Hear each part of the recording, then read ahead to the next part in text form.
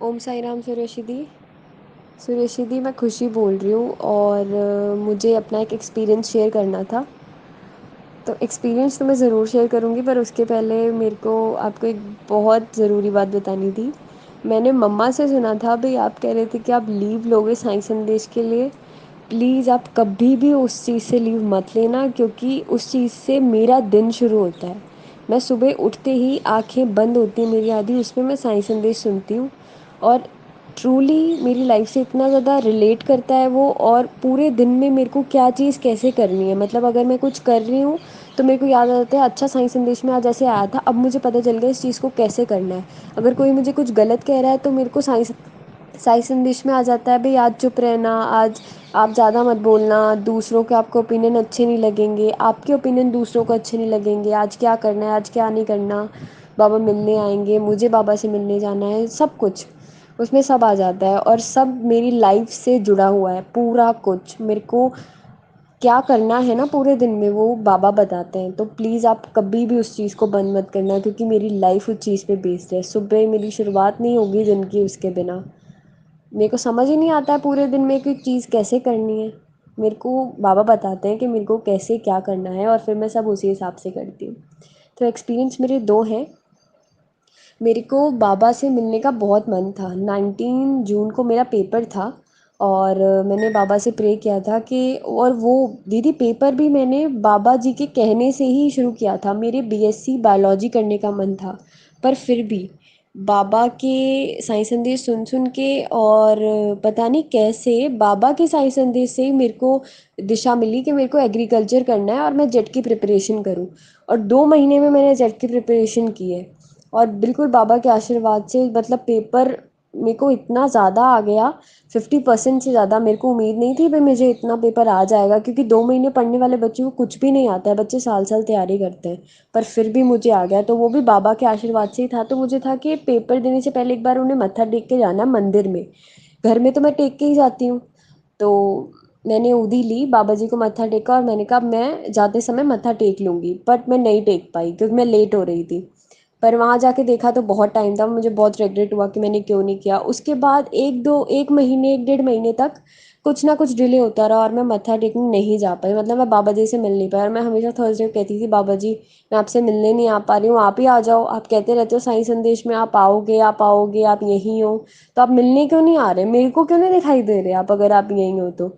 और इस बीच में ना हमने, मेरे बेस्ट फ्रेंड ने और मैंने, हम दोनों ने हनुमान जी के मंदिर जाना शुरू किया था। शिव जी के मंदिर तो हम जाते ही थे, तो रास्ते में हनुमान जी का मंदिर भी आता था। तो हमने हनुमान जी के मंदिर जाना शुरू किया। एक दिन सैटरडे को मैंने कहा कि मैं दीपक लेके जा रही हूँ शाम को, अभी हम हनुमान जी के मत्था टेक लेते हैं, उसके बाद घी का दीपक मैं मतलब साईं बाबा के कर दूंगी दूसरे मंदिर में जाके, वो थोड़ा दूर था उससे। हम थोड़ा रात को गए, 8:30 बजे। तो जो घी का दीपक मैं लेके गई थी, मैंने हनुमान जी के सामने रख दिया। और रखने के बाद जैसे ही मैं उठाने लगी हनुमान जी के दीपक करने के बाद वो वाला दीपक साईं बाबा का, तो कहते पंडित जी कि आपने यहाँ रख दिया, आप उठाओ मत, अच्छा नहीं होता, आपको ये रखना नहीं चाहिए था, नीचे रखते, आपने डोली पे रख दिया, अब आप कर दो यहीं, बाबा जी को चढ़ जाएगा। मैंने उन्हें नहीं बताया साईं बाबा के लिए, मैंने कहा नहीं यहाँ नहीं करना, कहते जहाँ भी करना है वहाँ लग जाएगा, आप यहीं कर दो। तो मैंने ओम साई राम कह के कहा है बाबा जी को कि आप एक्सेप्ट कर लो, सब बाबा जी में आप ही विराजमान हो, तो आप एक्सेप्ट कर लो। पर मुझे फिर भी बुरा लगा कि मुझे वहाँ करना था, यहाँ नहीं करना था। पर फिर भी हो गया, तो मैं ज़्यादा भी बुरा फील नहीं किया, क्योंकि हुआ तो भगवान के सामने ही था। और फिर मैं घर आ गई। पर मेरे को ना बहुत बुरा लगता रहा कि यार मैं जा नहीं पा रही, बाबा जी से मिल नहीं पा रही। तो एक दिन मैंने पक्का मन बना लिया, थर्सडे वाले दिन, नेक्स्ट सैटरडे भी हम उसी मंदिर में गए हैं ना, उस दिन मैंने पक्का मन बना लिया। मैंने जिद की मेरे बेस्ट फ्रेंड से कि तुम्हारे पास स्कूटी है, मतलब तुम्हारे पास बाइक है, बुलेट है, और तुम मेरे को अब लेके जाओ, मुझे नहीं पता थोड़ा दूर भी है तो भी लेके जाओ, मेरे को तो टेकना है मत्था, तुम तो आ जाते हो हनुमान जी के मंदिर टेकने, मेरे को भी साईं बाबा के जाना है। तो हम निकले, और फिर हमें लेट हो गया। हमने वहाँ पे मत्था टेका, वो कहते मेरे बेस्ट फ्रेंड कि अब तो लेट हो गया, अब नहीं टेक पाएंगे। फिर मैं अपसेट हो गई, कहते पक्का तुम्हें कल टिकवा देंगे। तो मैं कहा चलो ठीक है, कल टेक लेंगे। पर फिर भी मेरे को बुरा लग रहा था, फिर डिले हो गया ना, फिर बाबा जी को रोक लग गई बाबा जी के मिलने से। अब आप ध्यान करें कि मैं जब मत्था टेक रही थी हनुमान जी के मंदिर में सैटरडे को, मेरे बेस्ट फ्रेंड कहते एक काम करो, तुम टेक लेना साईं बाबा के मत्था। तो मेरे को हैरानी हो गई, मैं बहुत खुश हो गई। मैं कहा मतलब तुम मेरे को लेके चले जाओगे? तो उसने कहा नहीं, मैं तुम्हें लेके नहीं जाऊंगा, तुम मेरे साथ बस पीछे पीछे आ जाओ। तो हम हनुमान जी के मंदिर में थे। उसकी जो एंट्रेंस है उसके दोनों साइड बहुत सारे फ्लावर्स लगे हुए हैं और पेड़ भी लगे हुए हैं, तो आसपास का जो गार्डन है वो दिखाई नहीं देता। मतलब साइड में गार्डन है पर दिखाई नहीं देता। तो जैसे ही हम एंटर कर रहे थे, हम वहाँ से वापस आए मत्था टेक के मंदिर के अंदर से, और उसके एंट्रेंस पे खड़े थे। तो मुझे मेरे बेस्ट फ्रेंड ने कहा कि एक काम करो, अब तुम राइट हैंड साइड पे चलो। मैंने कहा राइट हैंड साइड पे कोई रास्ता ही नहीं है। उसने कहा है एक छोटा सा रास्ता, वहाँ चलो। जब वो मुझे अंदर लेके गए तो साइड वाले जो राइट हैंड साइड पे गार्डन था, उसके अंदर पीपल की पेड़ के नीचे साईं बाबा की मूर्ति थी। उसको देख के मैं इतनी हैरान हो गई कि इस मंदिर में मैं इतनी बार आ चुकी हूँ और इस पर्पज़ से आई हूँ भाई, यहाँ से मेरे को साईं बाबा के मंदिर जाना है, और जा ही नहीं पाई। और मैंने उस दिन दीपक यहाँ किया जो मैं साईं बाबा के लिए लेके आई थी, और मुझे फील हुआ कि बाबा को तो चढ़ा ही नहीं, पर इनडायरेक्टली बाबा ने वो अपने पास ले लिया, और इनडायरेक्टली वो वहीं थे पर मुझे नहीं दिखाई दे रहे थे। और साईं संदेश में भी आ रहा था कि मैं वहीं हूँ और मैं तुमसे मिलने भी आता हूँ, मैं तुमसे मिलने आऊँगा भी, तुम भी मुझसे मिलने आओ। और इनडायरेक्टली मैं जा भी रही थी मिलने और सब कुछ हो रहा था, बट मुझे ये मतलब मेरी आंखों के सामने वो चीज़ नहीं थी। यही होता है, आपके सामने बहुत कुछ चीज़ें हो रही होती हैं छुपी हुई, आपको दिखाई नहीं देती पर बाबा जी कर देते हैं। और जब आपको पता चलता है ना, वो आपको टाइम बताता है, टाइम से आपको पता चलता है कि अच्छा बाबा जी ने ये सब कर दिया और हमें पता ही नहीं था। तो वो घी का दीपक भी मैंने बाबा जी को ही किया, हनुमान जी को नहीं किया। पर ये बात मुझे तब पता नहीं चली क्योंकि मेरे सामने तो हनुमान जी खड़े थे ना। तो मुझे इतना ज़्यादा खुशी हुई कि मैंने उन्हें देखा, बाबा जी को मैंने मत्था टेका, मैंने साईं बाबा को आरती की, उनकी उनके 11 वचन पढ़े। और उसके बाद उसके बाद फिर मैंने वहाँ जाना शुरू कर दिया। मैं दीपक नेक्स्ट टाइम मैं गई वहाँ, मैं दीपक लेके गई थर्सडे को।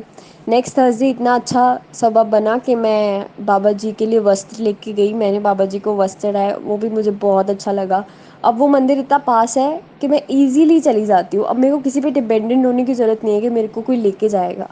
तो बाबा जी मेरे इतने पास आ गए और वो बाबा जी इतने क्यूट हैं कि मतलब मेरे को बहुत खुशी हुई है जान कर के बाबा जी ने मेरे को दर्शन दिए। ये मेरा एक्सपीरियंस था।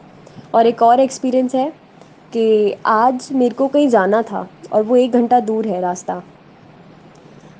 तो मेरे को मैंने वेदर फोकस देखा तो उस पे था कि हैवी रेनफॉल है, हाई अलर्ट है और आप नहीं जा सकते 4 दिन का। मैं बहुत ज़्यादा डर गई, मैंने कहा अब तो मैं जा ही नहीं सकती। मैं सुबह उठी, मैंने 6 बजे देखा, मैं कहा बारिश तो हो ही नहीं रही। 7 बजे देखा थोड़ी बहुत बूंदाबांदी हुई, फिर मैं डर गई, मैंने कहा चलो बारिश हो गई अब तो कहीं जा पाऊँगी, बिल्कुल नहीं जा सकती। बट मैंने फिर बाबा जी से पूछा, येस और नो करके पूछते हैं ना साईं प्रश्नावली पे गूगल पे, मैंने वहाँ पूछा और मैंने 2-3 चीज़ें भी उनसे नंबर्स वाला भी पूछा, तो उन सब पे पॉजिटिव रिप्लाई आया और ये आया तुम्हें जो करना है करो, बाबा जी सब कर देंगे, जो तुम्हारे मन की इच्छा है वो सब हो जाएगी। मैं आपको उसके स्क्रीनशॉट्स भेजूंगी। तो ये आया। और मेरे को लगा कि अभी तो बारिश जैसा मौसम है, फोरकास्ट में भी बारिश है, मेरे को क्या पता क्या होगा। थोड़ी देर बाद दीदी धूप निकल गई, मतलब मैंने बाबा से पूछा मैं जाऊँ और उससे यस आया। और थोड़ी देर बाद धूप निकल गई। मैं हैरान कि आज तो धूप थी ही नहीं, भारी बारिश थी। अगर बारिश ना हो तो भी मैं मान सकती हूँ, पर धूप कैसे निकल सकती है? मतलब बाबा जी ने इतना ज़्यादा चमत्कार किया है कि वेदर फोरकास्ट कह रहा है हैवी रेनफॉल होगी हर हर वेबसाइट पे। फिक्स हर किसी एक की गलत हो सकती है, दो की गलत हो सकती है, सबकी गलत नहीं हो सकती ना। पर बिल्कुल भी बारिश नहीं हो रही और धूप निकली हुई है, और इतनी हैरानी वाली बात है। अब मैं अपनी पैकिंग कर रही हूँ और मैं आराम से जाऊँगी मुझे जहाँ जाना है, और बाबा जी तो साथ चलते हैं हमेशा मेरे। बस दीदी ये मेरा एक्सपीरियंस था। Om Sai Ram. Thank you so much. और प्लीज़ ये आप अपनी आवाज़ में देना, क्योंकि आपकी आवाज़ से सुनना ज़्यादा अच्छा लगता है, प्लीज़। ये बाबा जी को जब मैंने पहली बार देखा तो अंधेरा था। फिर नेक्स्ट टाइम जब मैं गई तो मैं बाबा जी की फ़ोटो लेकर आई है नीचे वाली। देन उसके बाद जब मैं गई तो मैंने बाबा जी को वस्त्र चढ़ाए, क्योंकि बाबा जी के पास वस्त्र नहीं थे और मेरे को अच्छा नहीं लग रहा था, बारिश का मौसम है। तो फिर ये बाबा जी को वस्त्र उस दिन मैं पहना के आई, थर्सडे वाले दिन। ये जो थर्सडे निकला है अभी, वो वाला थर्सडे। रख हिम्मत, मत डगमगाओ तुम, परवरदिगार से करो अरदास तुम। अल्लाह है सदा साथ तुम्हारे, मत डरो मेरे प्यारे, दुख का बादल छट जाएगा, तेरा विश्वास जीत जाएगा। जिंदगी का रंग है निराला, सब खेल रचाए ऊपर वाला। जिंदगी के इस खेल में मिल जाए अल्लाह का साथ, तो हर मुश्किल बनता है आसान।